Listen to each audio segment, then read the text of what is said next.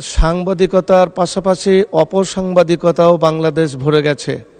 Online পত্রিকার নিয়মকানুন কি আমরা জানি না।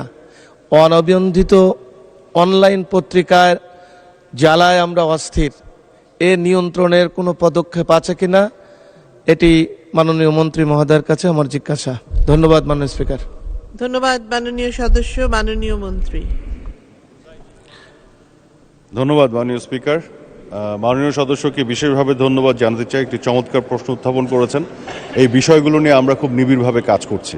উনি যথার্থই বলেছেন যে বেশ কিছু ভুইফোর অনলাইন পোর্টাল ব্যাঙের ছাতার মতন গজিয়ে গেছে বিভিন্ন জায়গায়, এবং তারা সাংবাদিকতা নয়, অপসাংবাদিকতার চর্চা করে, অপপ্রচার করে এবং বিভিন্ন ধরনের সমস্যা তৈরি করে সমাজে।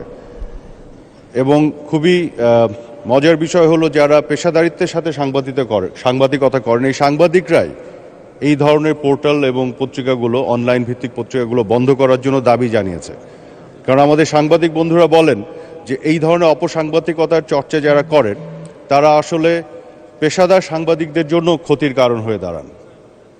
এবং তাদের দাবির প্রেক্ষিতেই আমি কিছুদিন আগে বলেছি যে এই দাবিটি শুধু আমাদের সংসদ সদস্যদের নয় বা সমাজে অন্যান্য স্তরের বিভিন্ন প্রতিনিধি যারা আছেন বা রাজনীতিবিদদের নয়, খোদ সাংবাদিক সমাজ থেকে এই দাবি এসছে যতগুলো অনিবন্ধিত পোর্টাল আছে যেগুলো অপপ্রচার করছে, অপসাংবাদিকতা করছে, সেগুলোকে বন্ধ করে দেওয়ার জন্য।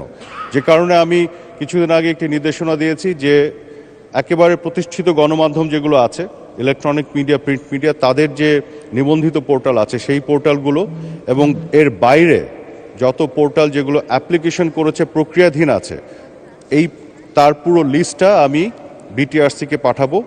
এবং এই লিস্টের বাইরে যত অনিবন্ধিত এবং এমনকি একটা অ্যাপ্লিকেশনও করে নেই যারা, তাদের সবগুলো পোর্টাল বন্ধ করে দেওয়ার জন্য আমি তাদেরকে অনুরোধ জানাবো। ধন্যবাদ মাননীয় স্পিকার।